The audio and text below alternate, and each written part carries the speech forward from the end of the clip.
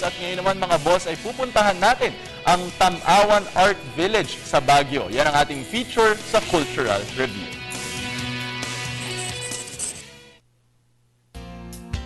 Mula NCCA, kami lumukbay patungong Baguio upang saksihan ang ika-4 na Tamawan International Arts Festival na ang tema ay Jewels of the Cordillera, na ang showcase nito ay heirloom jewelry, accessories, cloth weaving at ang traditional tattoo art. After 6 long hours of drive, nandito na kami sa Tamawan Village, and from Baguio City, 15 to 20 minutes lang papunta dito. Dito may kita mga different culture, history, at mga different artworks ng mga Cordillera. Kaya tara, samahan niyo ako.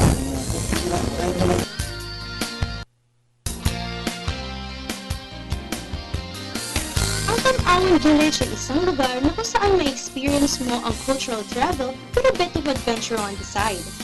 Dito sa Tamawan Village Artist, nakapanayam ko ang Channing Foundation President na si Ginoong Jordan Mang-Osan at ang busy nito na si Ginoong Cheat Astinción. Ano po ang pinaka-layunin ng Channing Foundation dito po sa TIAF?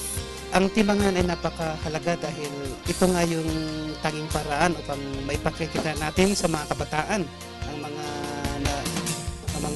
important na accessories dito sa loob ng Cordillera. Ano po ang iba't ibang pwedeng mapuntahan dito sa Tamawan Village? Ang Tamawan Village din po ay pwedeng i-offer ang mayroon kaming available huts na authentic at traditional huts na pwede niyong experience na mag-stay. May mga nagbenta pa ng mga huts hanggang dumami yung huts. At yung panon pa nito ni Ben Cabrera, Cheat Astinción, Michael Camdas, Jackson Bryan at ako. Mayroon din kaming eco-trail, mayroon din kaming art gallery, souvenir shop, mayroon kaming cultural presentation during weekend, mayroon din kaming art workshop na pwedeng mag-schedule. So mayroon din portrait sketching at saka mayroon kaming mga outside workshop ng iba't ibang province. So hindi niyo po talaga inaakala na lalaki to ng ganito kalaki? Totoo yun, ma'am. So hindi namin in-expect na ito ang magiging mangyayari dito. Ayon sa kanila, ang Tamawan ay nagsimula bilang pulungan at tambayan ng mga artist.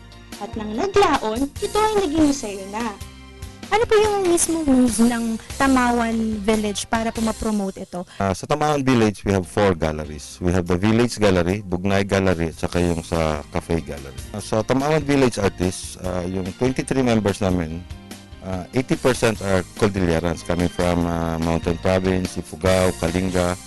And then we have also affiliate members from Vigan, Pangasinan, Dumaguete, na they come once, twice a year sa village to attend the festival. Sa pagbukas ng ika-4 na Tamawan International Arts Festival, aking nakita ang yaman ng Cordillera sa larangan ng sining at kultura.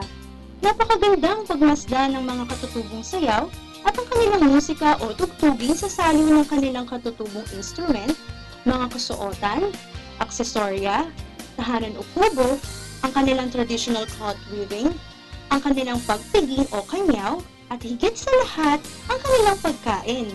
Simple, ngunit masarap. Nagkaroon ng pagkakataong ma-experience ang trademark ni Ginoong Jordan Mang-Osan na solar painting, at malugod niya akong tinuruan. Kailangan focus ka, matalas ang iyong mata, at paingat sa paghagod ng magnifying glass na siyang instrument sa pagpinta, sa halip na brush o charcoal o di kaya pastel. Isang karangalan na pinagbigyan akong mag-solar painting. Dito, nakadaupang palad ko din si Ambassador Delia Domingo Albert at napag-usapan namin ang evolution ng Tamawan artist. For other Filipinos to get to know their own home province, to get to know their own immediate environment within their immediate family and culture, that you see, it's wonderful that they were able to preserve. It's wonderful that they were able to preserve who they are, and they're very proud of it, which is a very great thing, a good message for other Filipinos to be more conscious of the innate beauty of their own culture. May panyaya din ang NCCA Executive Director na si Ginang Emelita Almosara. na dapat nating tangkilikin at lalong pagyamanin ang ating sining at kultura ng mga katutubo natin. Para sa ating mga kababayan, ating ipagbigay alam na may magandang nangyayari dito sa Baguio sa launching ng 4th Tamawan International Arts Festival. Ito ay isang paraan na para mapakilala natin sa ating mga kababayan at sa ibang bansa marahil na ang ating bayan ay may likas na kayamanan sa pamamagitan ng ating mga kultura at mga sining.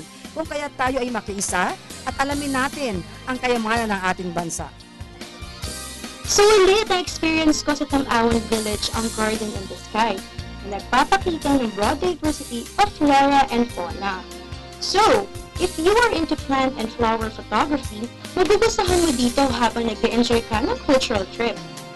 Lastly po, anyayahin natin ang ating mga audience na pupunta dito sa Tamawan Village, dito sa Baguio. Ang Shannon Foundations po ay inaanyayahan ang mga nanonood at mga audience upang pasyalan ang Tamawan Village dahil ito lang po ang natatanging village dito sa loob ng Baguio. So, na may maraming mai-offer sa inyong lahat, kagaya nga ng pasyalan, galleries, portrait sketching, workshop, at saka itong Tamawan mismo dahil parang ito na, living museum. Pinaka-purpose ng Tamawan Village and the Shannon Foundation is to make it closer sa kababayan natin, makita at ma-appreciate yung mga kultura ng Cordillera. So galing po kay Direct Chi, dito na po sa Tamawan Village, pumunta na kayo dito sa Baguio City para makita nyo ang kultura ng Cordillera. Sa mga susunod na episode dito sa Cultural Review, aking ibabahagi sa inyo ang kwento ko sa Tamawan Village. Mga boss, ito muli si Leyland Kiragay para sa Cultural Review.